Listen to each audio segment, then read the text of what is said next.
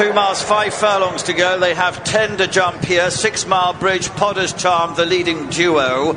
As they come over number 1, a bad error there from K. Dothie. Drops to be the back marker of these 11 runners. A couple of lengths off the leaders is Super Sunday and the Yellow Clay. They race virtually together, 3rd and 4th places, and the orange of Final Demand is with those as well. Then comes Capishy Pike. It's a check jacket for him, an orange cap. Kate Dothie is the one called widest on the course, a little bit free in the early stages. Very pale colours towards her ear is Kiss Will, who races up round the outside of the New Lion, the white cap against the running rail. 40 coats in stripes with those as well, and Kelly Stoire towards the back of the field. But they're on the way towards the home straight, and there'd be about 10 lengths first to last as they begin to settle down.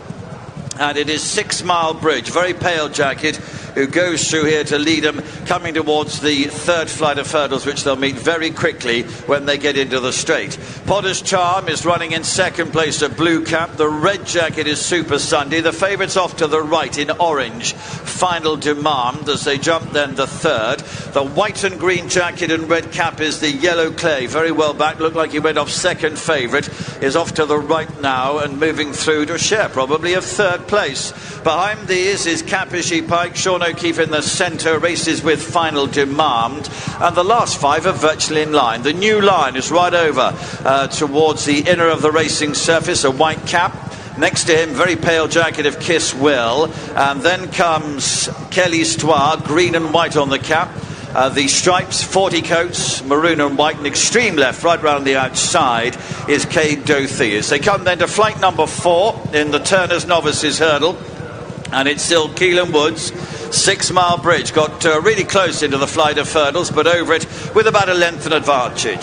Sam Tristan-Davis on Potter's Charm running in 2nd place. Jack Kennedy is next on the Yellow Clay. Red jacket Super Sunday, Danny Mullins, and then Paul Townend, orange, on Final Demand against the running rail. In checks is Sean O'Keefe, Capishy Pike with him. Up round the outside of those now is Kate Dothie. Brian Hayes has brought him closer into about 5th or 6th position. 40 coats and Darrow O'Keefe are next, and then against the running rail, Harry Skelton, the New Lion. White and pink for Patrick Mullins, Kiss Will with him, and then Kelly Stoire, Mark Walsh is about a length and a half behind and will be the back marker as they move on towards flight number 5 of the 10, so they're approaching now the halfway stage. 6 Mile Bridge, better at that one, got over it well, landed by still about a length.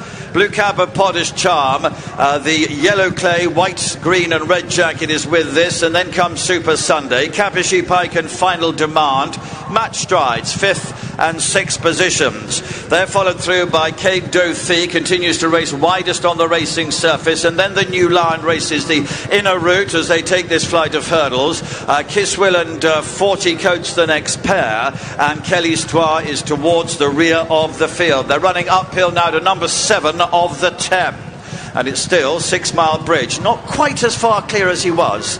Potter's Charm in 2nd position, and then the Yellow Clay, followed by Super Sunday, red and white jacket. They're together in 3rd and 4th places. Capishy Pike and Final Demand, the next pair of runners. The New Lion tracking Final Demand against the running rail. Kiss Will is next, 40 coats on the outside of this, then Kelly Stoire, and Kate Dothie is beginning to lose touch with the others and is struggling a little bit at the rear of the field. But now it's downhill to home, and Potter's Charm has just poked his head in front over 6 Mile Bridge in the pale jacket on the right.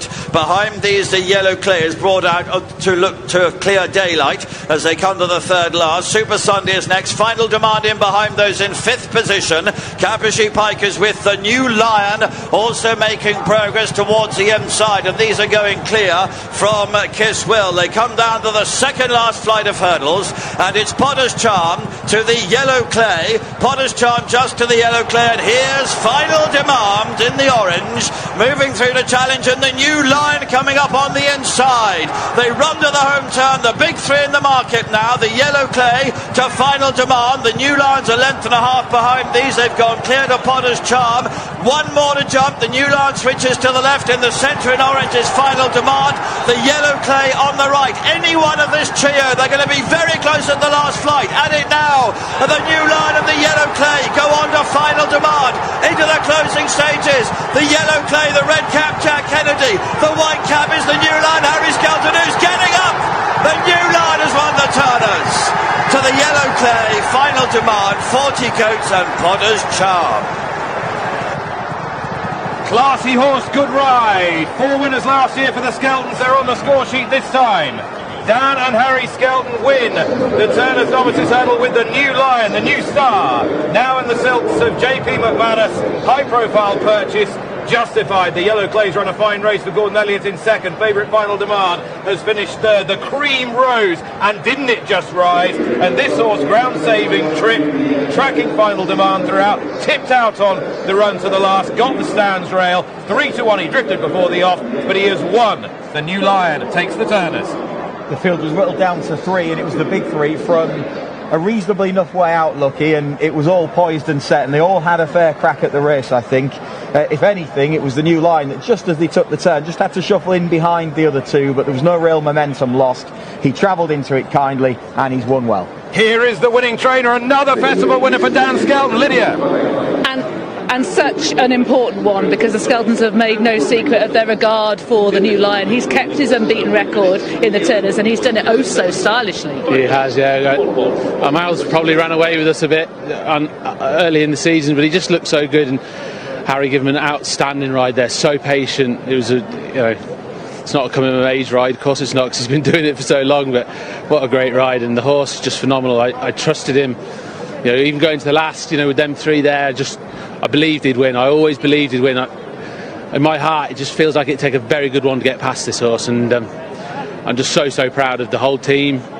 That we found him as a 3-year-old in an indoor school, actually where I was born, in Sandalhouse Farm, and it felt like he was just meant to be the whole way through. He's just brilliant, very special. What is so special about it? Can you describe it? No, I can't, because it's actually so normal. The specialness about him is that he's actually so simple. He's just no worries. Look at him there. He's as quiet as you could be. He's just so cool. The world is his oyster now. What do you see him as? I don't know. We'll worry about that in the future. I've always hoped he'd come back to the champion hurdle horse, but I just think he can do so much. It's unusual territory. I'm not new to this game anymore, so I can't say that, but I'm new to these horses. This is unusual territory.